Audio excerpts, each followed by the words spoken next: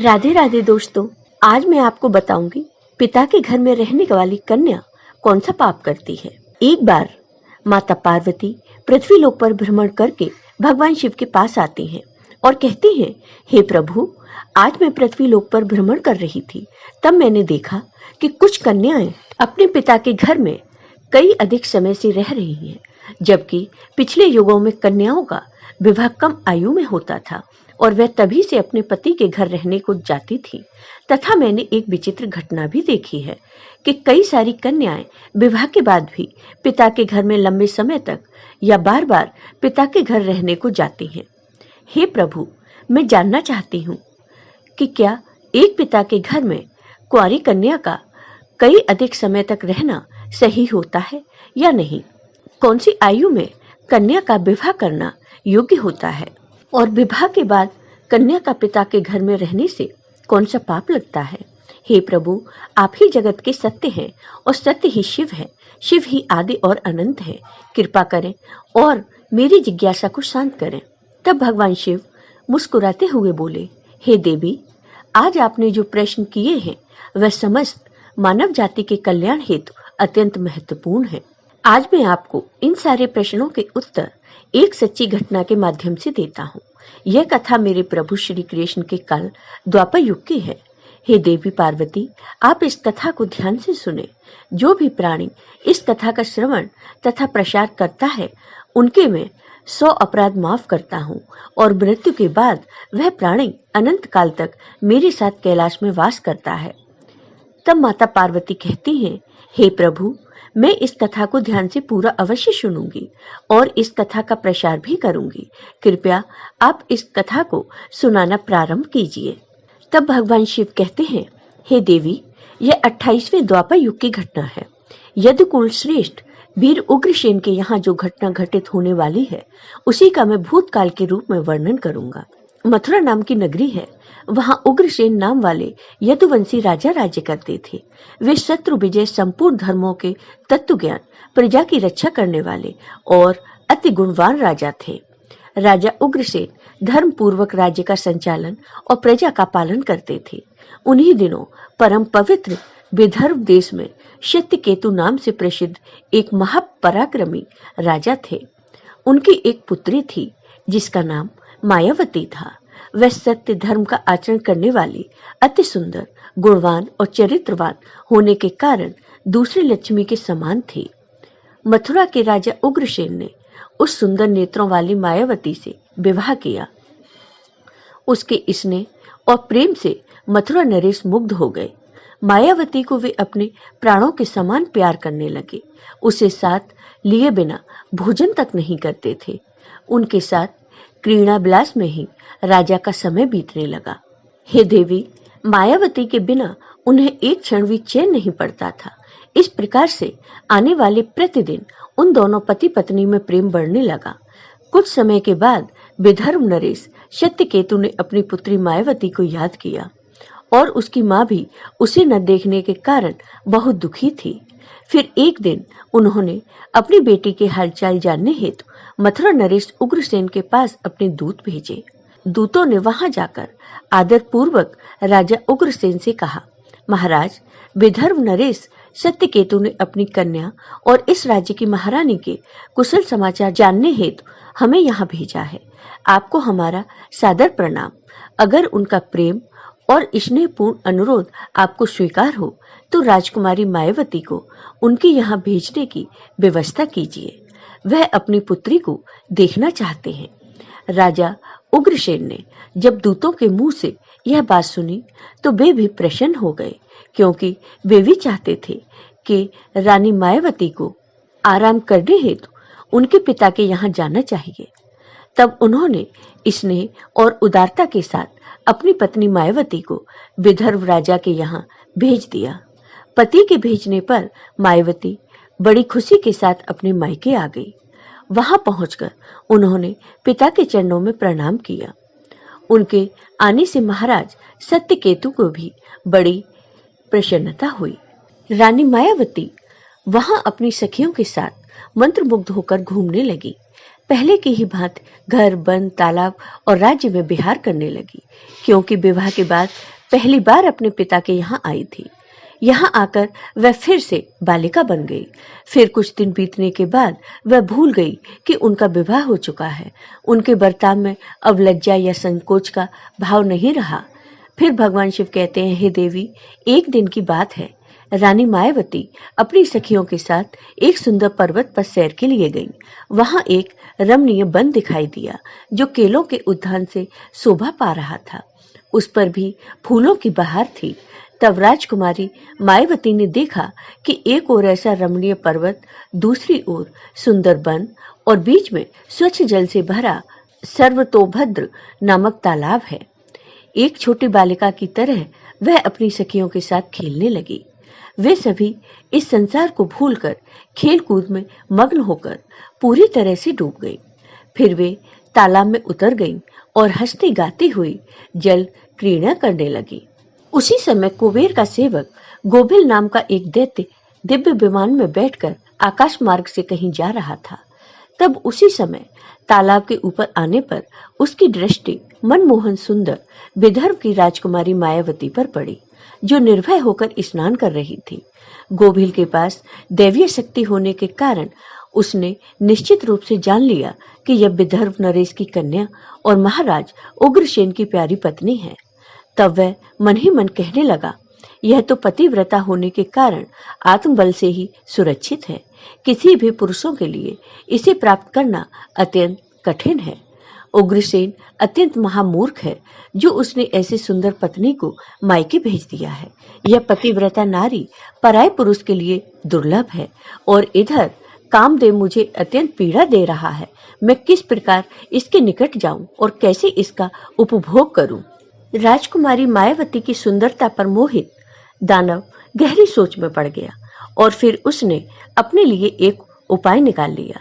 फिर वह दानव गोबिल ने महाराज उग्रसेन का मायामय रूप धारण कर लिया और वही अंग, वैसे ही वस्त्र, उसी तरह का भेष और वही अवस्था, पूर्ण रूप से राजा उग्रसेन सा होकर वह पर्वत के शिखर पर उतरा और फिर अशोक वृक्ष की छाया में शिला के ऊपर बैठकर उसने मधुर स्वर से संगीत सुरों को छेड़ दिया। वह गीत संपूर्ण विश्व को मोहित करने वाला था। ताल, लय और उत्तम स्वर से युक्त उस मधुर गीत को सखियों के मध्य बैठी हुई सुंदरी मायावती ने भी सुना। वह सोचने लगी, ऐसा मनमोहक कौन गायक यह गीत गा रहा है? राजकुमारी मायावती के मन में उसे देखने की तीव्र इच्छा हुई। उसने सखियों के साथ जाकर देखा, तब अशोक की छाया में सुंदर प्रतापी बैठा हुआ कोई पुरुष गा रहा था। वह महाराज उग्रसेन जैसा दिखाई पड़ता है।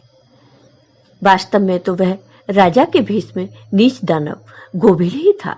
राजकुमारी मायावती विचार करने लगी कि मेरे स्वामी मथुरा नरेश अपना राज्य छोड़कर इतनी दूर कब और कैसे चले आए। वह इस प्रकार सोच ही रही थी कि उस पापी ने स्वयं ही पुकारा, हे प्रिय, आओ, तुम्हारे बिना मैं नहीं जी सकता। तुमसे अलग रहकर मेरे लिए इस प्रिय जीवन को व्यतीत करना भी असंभव सा हो गया है। तुम्हारे स्नेह ने मुझे मोह लिया है, अतः मैं तुम्हें छोड़कर कहीं भी नहीं रह सकता। अपने पति रूपधारी दानव के ऐसा कहने पर राजकुमारी मायावती थोड़ी सी लज्जित होकर उसके सामने गई। वह दानव राजकुमारी मायावती का हाथ पकड़कर उसे एकांत स्थान में ले गया और वहां अपनी इच्छा के अनुसार उसका उपभोग किया। महाराज उग्रसेन के गुप्त अंग में कुछ खास निशानी थी जो उस पुरुष में दिखाई नहीं दी। इससे राजकुमारी मायावती के मन में उसके प्रति संदेह उत्पन्न हुआ। राजकुमारी मायावती ने अपने वस्त्र संभाल कर पहन लिए, किंतु उसके हृदय में इस घटना से बड़ा ही दुख हुआ।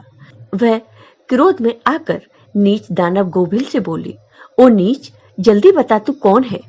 तेरा आकार दानव जैसा है, तू पापी और निर्दयी है। यह कहते कहते आत्मग्लानि के कारण राजकुमारी मायावती की आंखें भर आईं। वह श्राप देने को उद्धत होकर बोली, हे दुरात्मा, तूने मेरे पति के रूप में आकर मेरे साथ छल किया और इस धर्ममय शरीर को अपवित्र करके मेरे उत्तम पतिव्रत्य का नाश कर डाला है। अब यही तू मेरा भी प्रभाव देख ले। मैं तुझे अत्यंत कठोर श्राप दूंगी। राजकुमारी मायावती की बात सुनकर दानव गोविल ने कहा, हे पतिव्रता नारी, भगवान विष्णु तथा उत्तम ब्राह्मण के भय से तो समस्त राक्षस और दानव दूर भागते हैं। मैं तो दानव धर्म के अनुसार ही इस पृथ्वी पर विचरण कर रहा हूँ। पहले मेरे दोष का विचार करो कि किस अपराध पर तुम मुझे श्राप देना चाहती हो। तब राजकुमारी मायावती बोली, हे पापी दानव, मैं साध्वी और पतिव्रता हूँ। मेरे मन में केवल अपने पति की कामना रहती है। मैं सदा उन्हीं के लिए तपस्या किया करती हूँ। मैं अपने धर्म मार्ग पर स्थित हूँ, किंतु तूने माया रचकर मेरे धर्म के साथ ही मुझे भी नष्ट कर दिया। इसलिए हे दुष्ट दानव, तुझे भी मैं भस्म कर डालूंगी। तब दानव गोबिल बोला, हे राजकुमारी, यदि तुम उचित समझो तो यह बात ध्यान से सुनो। मैं धर्म की ही बात कर रहा हूँ। जो स्त्री प्रतिदिन मन, वाणी और काम से अपने पति की सेवा करती है, पति के संतुष्ट रहने पर स्वयं भी संतोष का अनुभव करती है, पति क्रोधी होने पर भी उसे कभी नहीं छोड़ती, उसके दोषों और गुनाहों की ओर ध्यान नहीं देती और पति के सभी कामों में आगे रहती है, वही नारी पतिव्रता कही गई है। यदि स्त्री इस लोक में अपना कल्याण करना चाहती हो तो वह पतित, रोगी, अंगहीन, कोढ़ी, सब धर्मों से रहित तथा पापी पति का भी परित्याग न करे। जो पति को छोड़कर जाती है और दूसरे कामों में मन लगाती है, वह संसार में सब धर्मों से बहिष्कृत, व्यभिचारिणी समझी जाती है। भगवान शिव कहते हैं, हे देवी, गोबिल आगे कहता है, मुझे वेद और शास्त्रों द्वारा और मेरे गुरु के द्वारा प्राप्त धर्म का ज्ञान है। गृहस्थ धर्म का परित्याग करके पति की सेवा छोड़कर यहाँ किस लिए आई हो? तुम इतना होने के बावजूद भी अपने ही मुंह से कहती हो कि मैं पतिव्रता हूँ। कर्म से तो तुम में पतिव्रते का छोटा सा अंश भी नहीं दिखाई देता। तुम डर भय छोड़कर पर्वत और वन में मतवाली होकर घूमती फिरती हो, इसलिए तुम पापिनी हो।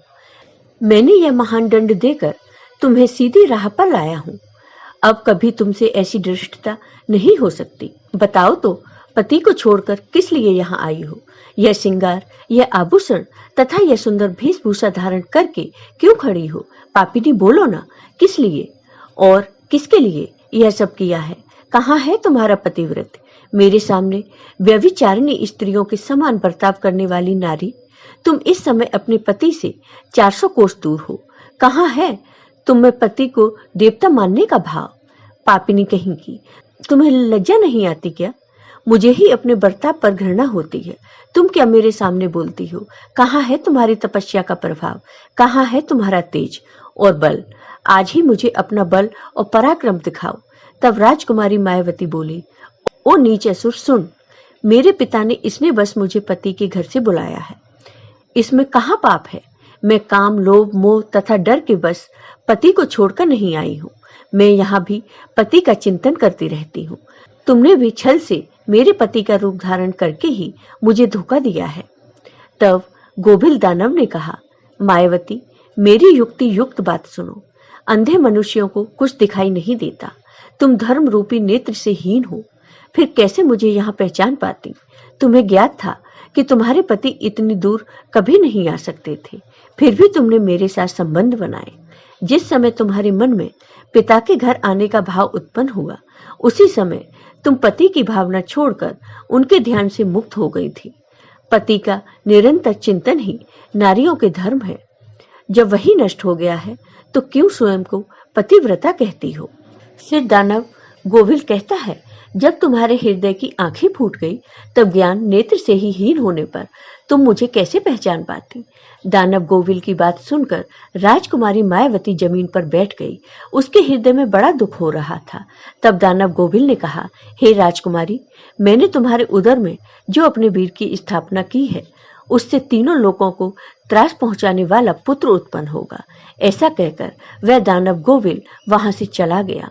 हे देवी, गोविल एक ज्ञानी दानव तो था, किंतु वह बड़ा ही दुराचारी और पापात्मा था। उसके चले जाने पर राजकुमारी मायावती अत्यंत दुखी होकर रोने लगी। जिसके रोने की आवाज सुनकर सखियां उसके पास दौड़ी आईं और पूछने लगी, हे राजकुमारी, आप क्यों रोती हो? मथुरा नरेश महाराज उग्रसेन कहाँ चले गए? राजकुमारी मायावती ने अत्यंत दुख से रोते रोते अपने चले जाने की सारी बात बता दी। फिर सभी सखियां उसे उसके पिता के घर ले गईं। उस समय वह शोक से कतराती हुई थर-थर कांप रही थी। सखियों ने राजकुमारी मायावती की मां के सामने सारी घटना सुना दी। उसे सुनते ही महारानी अपने पति के महल में गई और उनसे कन्या का सारा वृतांत उन्होंने कह सुनाया। उसे सुनकर महाराज सत्यकेतु को भी बड़ा दुख हुआ। उन्होंने सवारी और वस्त्र आदि देकर कुछ लोगों के साथ पुत्री को वापस मथुरा में उसके पति के घर भेज दिया। राजा उग्रसेन मायावती को आए देख बहुत प्रसन्न हुए। वह रानी से बार बार कहने लगे, हे प्रिय, मैं तुम्हारे बिना जीवन व्यतीत नहीं कर सकता था। अच्छा हुआ तुम शीघ्र ही लौट आई। हे मायावती, तुम अपने गुणशील, भक्ति, सत्य और पतिव्रत आदि सद्गुणों से मुझे अत्यंत प्रिय लगती हो। अपनी प्रिय पत्नी मायावती से ऐसा कहकर महाराज उग्रसेन उसके साथ विहार करने लगे। सब लोगों को भय पहुंचाने वाला उसका भयंकर गर्व दिन व दिन बढ़ने लगा, किंतु उस गर्व का कारण केवल मायावती ही जानती थी। अपने उदर में बढ़ते हुए उस गर्व के बारे में मायावती को दिन रात चिंता बनी रहती थी। 10 वर्ष तक वह गर्व बढ़ता ही गया।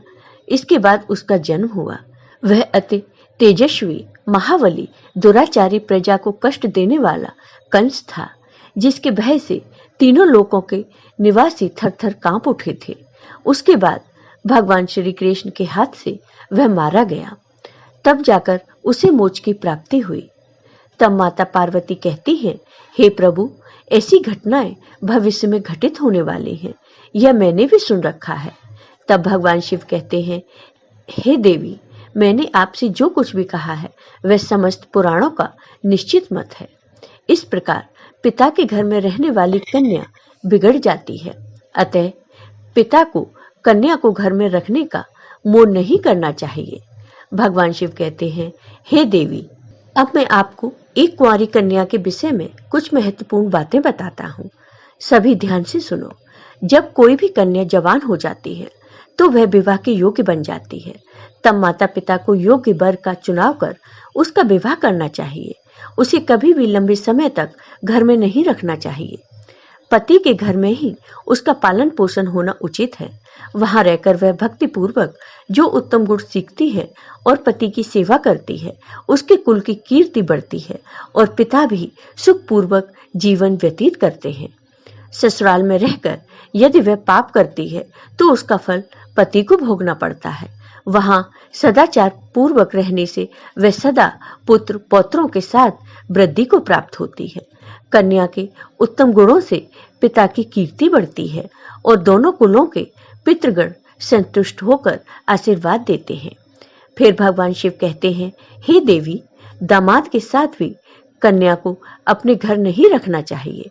ऐसा करने से उस पुरुष के मान सम्मान में समय के साथ साथ कमी हो जाती है और उसे भी पाप लगता है। जब कन्या विवाह योग्य हो जाए तो पराये लोग उस पर बुरी नजर डालना शुरू करते हैं। ऐसे में कहीं वह भी किसी पराये पुरुष के साथ प्रेम संबंध बनाए, उससे पहले ही विवाह करना होता है। एक जवान कन्या पिता के घर में रखना मतलब खजाने भरा चोरों के बीच रखने के समान होता है तथा उस स्त्री का गहना और पिता का सम्मान उस कन्या की इज्जत होती है, जिसे हमेशा संभाल कर रखनी चाहिए। किसी भी स्त्री को कभी भी पति से दूर नहीं रहना चाहिए। ज्यादा समय तक मायके में रहना भी पाप के समान है। एक पतिव्रता नारी का स्थान सदैव उनके पति के चरणों में होना चाहिए तथा पति के लिए पत्नी का स्थान पति के हृदय में होना चाहिए। फिर भगवान शिव कहते हैं, हे देवी, अब मैंने आपके सारे प्रश्नों के उत्तर दे दिए हैं। तब माता पार्वती कहती है, हे प्रभु, आज मैं धन्य हो गई जो आपने मेरे मन में चल रहे सारे प्रश्नों को दूर किया है। तो दोस्तों, कैसा लगा आपको ये वीडियो? कमेंट बॉक्स में कमेंट करके जरूर बताइए। जय हो भगवान शिव की, जय हो माता पार्वती की।